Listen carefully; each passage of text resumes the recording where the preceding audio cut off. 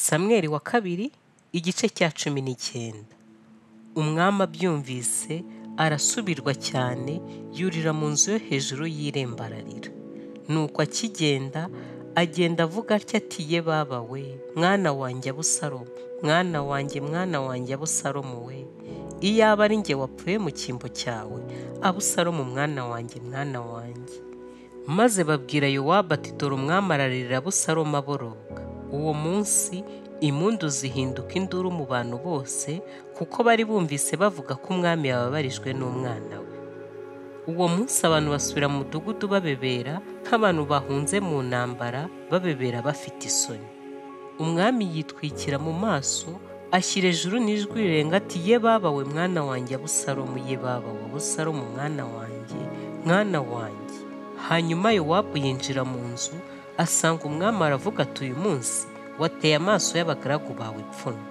Bakijije ubugingo bwawe ubu n'ubw'abahungu bawe n'abakobwa bawe n'abagore bawe n'inshoreke zawe, kandi ukunda abakwanga ukanga abagukunda. None weruye ko ibikomangoma n'abagaragu bawe ari nk'ubusa kuri wowe, ubumenye ko iyaba Abusalomu yabaye muzima, tukaba ari twe twapfuye twese uyu munsi, uba wabyishimiye cyane. Nuko none haguruka usohoke, uvugane n'abagaragu bawe bahumuriza imitima yabo. Ndahiye Uwiteka nudasohoka, nta mugabo n'umwe uri busigaranire ijoro. Kandi ibyo bizakumera nabi kuruta ibyago wakabonye byose, uhereye mu buto bwawe ukageza ubu. Maze umwami arahaguruka yicara ku karubanda, babwira abantu bose bati, dore umwami yicaye ku karubanda. Nuko abantu bose baramushengerera. Kandi Abisiraheli bari bahunze, umuntu wese yigira mu ihema rye. Abantu bose bo mu miryango yose ya Isiraheli baritonganyaga bati, mwami niwe waturengeye mu maboko y'ababisha bacu, akadukiza amaboko y'Abafilisitiya, none yahunze Abusalomu ava mu gihugu. Kandi Abusalomu nawe twimikishije amavuta ngo adutware yaguye mu ntambara. Mbese none murabuzwa n'iki kuvuga ibyo kugarura umwami?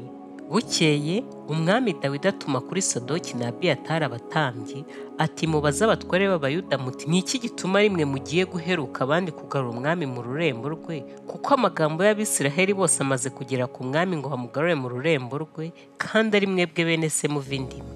None ni iki gitumye mugiye guheruka abandi kugarura umwami? Kandi mumbarize amasa muti, mbese ntuzi ko muva inda imwe? Nuko rero nutaba umugaba w'ingabo z'iminsi yose mu cyimbo cya Yowabu, Imana ibimuhore ndetse bikabije. Nuko yoshyushya ry'imitima y'abantu bose nk'umutima w'umuntu umwe, baherako batuma ku mwami bati, garuka n'abagaragu bawe bose. Nuko umwami arahaguruka agera kuri Yorodani. Abayuda bagiga urugari gusanganira umwami no kumwambutsa Yorodani. Shimeyi nawe mwene Gera wo mu Benyamini w'i Bahurimu arihuta amanukana n'Abayuda gusanganira umwami Dawidi. Kandi yari kumwe n'Ababenyamini 1,000 na Siba umugaragu w'imbata wa Sawuli n'abahungu be 15 n'abagaragu be 20 bari kumwe nawe. Bambuka Yorodani umwami abitegeye. Ubwato bwajyaga bucuragana bwambuka ngo bwambutse abo mu rugo rw'umwami no kumukorera ibyo ashaka. Umwami amaze kwambuka Yorodani, Shimeyi mwene Gera yikubita hasi imbere ye. Abwira umwami ati, mwami nyagasani, we kumbaraho gukiranirwa, kandi we kwibuka iby'umugaragu wawe nakoranye ubugome umunsi waviriye Yeruzalemu, ngo bikubabaze mu mutima, kuko umugaragu wawe nzi ko ntacumuye. Nicyo gitumye ubu mbaye uw'imbabazi mu muryango wa Yosefu wose, nkamanurwa no gusanganira umwami databuja. Ariko Abishayi mwene Seruya yaravuga ati, mbese harya Shimeyi ntari bwicwe azira ko yavumye Uwiteka yimikishije amavuta? Dawidi aravuga ati, ariko bene Seruya ndapfa iki namwe gitumye mumbera abanzi uyu munsi? Mbese hariho uwo kwicwa muri Isiraheli uyu munsi? Ubu se sinamenye ko mbaye umwami wa Isiraheli? Umwami ahera akabwira Shimeyi ati, nturi bupfe. Aramurahirira. Kandi Mefibosheti mwene Sawuli aramanuka aza gusanganira umwami.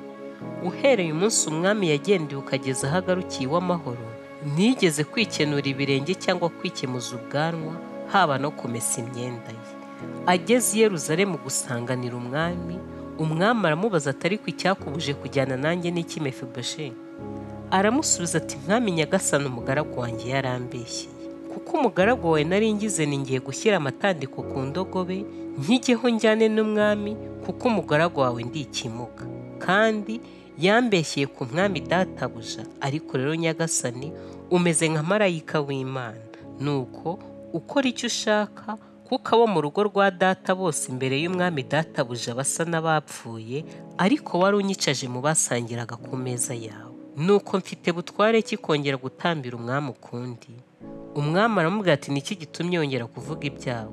Ndabitegetse ngo wowe na Siba nimugabane igikingi mo kabiri. Mefibosheti abwira umwami ati, yenda kijyane cyose, ubwo umwami databuja asohoye amahoro mu rugo rwe. Hanyuma Barizilayi w'umunyagereyadi w'i Rogelimu aramanuka yambukana n'umwami Yorodani ngo amugeze hakurya. Barizilayi uwo yari umusaza mukuru cyane, amaze imyaka 80 avutse, kandi niwe wari waragemuriye umwami ubwo yari i Mahanayimu, kuko yari umugabo ukomeye cyane. Umwami abwira Barizilayi ati, ngwino tujyane i Yeruzalemu ngukirizeyo. Ariko Barizilayi abwira umwami ati, uzi nshigaje imyaka ingahe nyiriho yatuma nzamukana n'umwami i Yeruzalemu? Ubu ko maze imyaka 80 mvutse, mbese ndacyabasha gusobanura ibyiza n'ibibi? Umugaragu wawe ndacyaryoherwa n'ibyo ndya cyangwa n'ibyo nywa? Ndacyabasha kumva amajwi y'abaririmba b'abagabo n'abagore? None icyatuma umugaragu wawe ndushya umwami databuja ni iki? Umugaragu wawe reka mfe kwambukana n'umwami Yorodani gusa. Niki cyatuma umwami angorora ingororano ingana ityo? Ahubwo ndakwinginze reka umugaragu wawe nisure mu mudugudu w'iwacu, aba ariho nzazira, aho igituro cya data na mama kiri.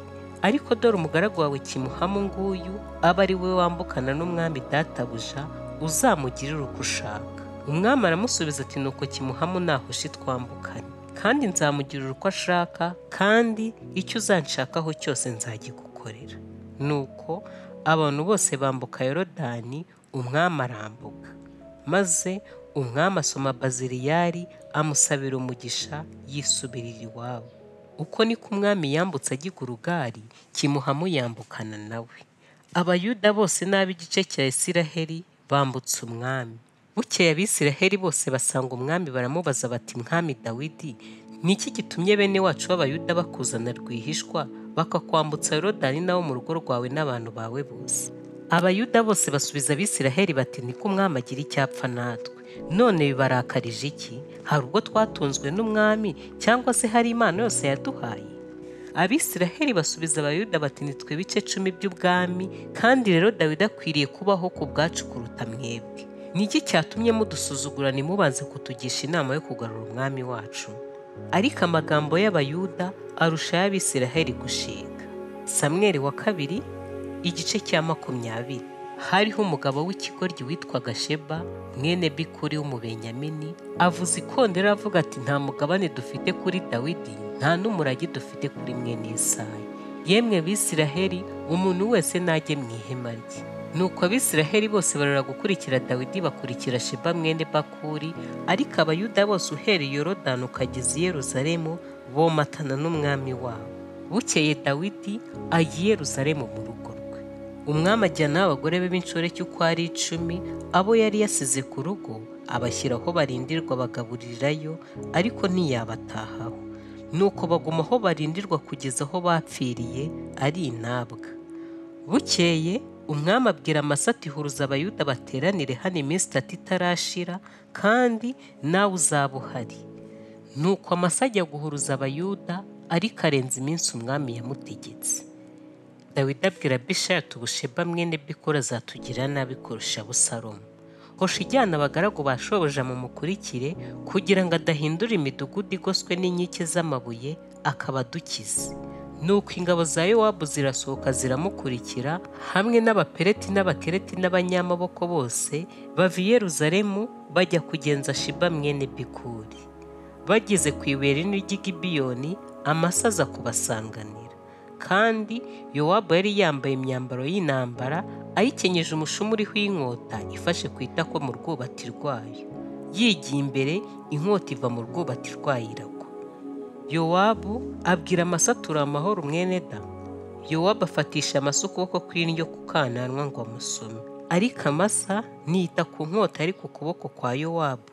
Nuko ayimutikura ku ndamara yadendeza hasi, niyongera kuyimutikura ubwa kabiri arapfa. Maze Yowabu na Abishayi mwene se bakomeza kugenza Sheba mwene Bikuri. ariko umuhungu wo mu ba Yowabu amuhagarara hejuru avuga ati ukunda Yowabu kandi uri mu ruhande rwa Dawidi nakurikire Yowabu. Kandi Amasa yari agaramye hasi mu nzira yigaraguye mu maraso ye. Uwo mugabo abonye ko abantu bose bahagungugirira, aterura Amasa amukura mu nzira, amurambika ku gasozi amworosa umwambaro, kuko yabonye ko uwamugeragaho wese yahagungugiriraga. Amaze gukurwa mu nzira, abantu bose bahomboka kuri Yowabu bagenza Sheba mwene Bikuri. Yowabu azerera mu miryango ya Isiraheli yose, agera muri Abeli y'i Betimako, nabo baraterana baramukurikira. Nuko baraza bagotera Sheba muri Abeli y'i Betimako, maze barunda ikirundo ku mudugudu cyegamiye inkike yaho cyo kuriraho. Abantu bose bari kumwe na Yowabu bakubita inkike y'amabuye kugira ngo bayigushe. Maze umugore w'umunyabwenge muri uwo mudugudu ashyira hejuru avuga ati nimwumve, nimwumve, ndabinginze mubwire Yowabu muti gira hino muvugane. Aramwegera. Umugore amubaza ati mbega ni wowe Yowabu? Nawe ati ni njye. Aherako aramubwira tumva amagambo y'umuja wawe. Nawe ati ndumva. Aravuga ati kera baravuga ngo ntibazabura kugisha inama muri Abeli, nuko amaramarizaho iryo jambo. Ati ndi umwe mu banyamahoro kandi biringirwa muri Isiraheli. None urashaka kurimburana umudugudu n'umubyeyi wo muri Isiraheli? Urashakira iki kumirana bunguri gakondo y'Uwiteka? Yowabu aramusubiza ati biragatsindwa ko mira bunguri cyangwa ko ndimbura. Siko biri, ahubwo hariho umugabo wo mu gihugu cy'imisozi miremire ya Efurayimu witwa Sheba mwene Bikuri, yahagurukije ukuboko kwe ku mwami Dawidi. Muba ari we mutanga wenyine, mbone kubavira mu mudugudu. Uwo mugore abwira Yowabu atumva ye, igihanga cye turakikurengereza inkike. Nuko uwo mugore ajya mu bantu bose mu nama z'ubwenge bwe, maze Sheba mwene Bikuri bahera ko bamuca igihanga bakijugunyira Yowabu. Yowabu avuza ikondera, abantu bose barasandara, bava mu mudugudu, umuntu wese asubira mu ihema rye. Yowabu ahera ko atabarukira umwami i Yerusalemu. Yowabu niwe wari umugaba w'ingabo za Isiraheli zose. Benaya mwene Yehoyada niwe wari umutware w'Abakereti n'Abapeleti. Adoramu yategekaga ikoro, Yehoshafati mwene Hirudi yari umucurabwenge. Shiva yari umwanditsi, Sadoki na Abiyatari bari abatambyi. Ira wo mu Yayiriri yari umutware w'intebe wa Dawidi.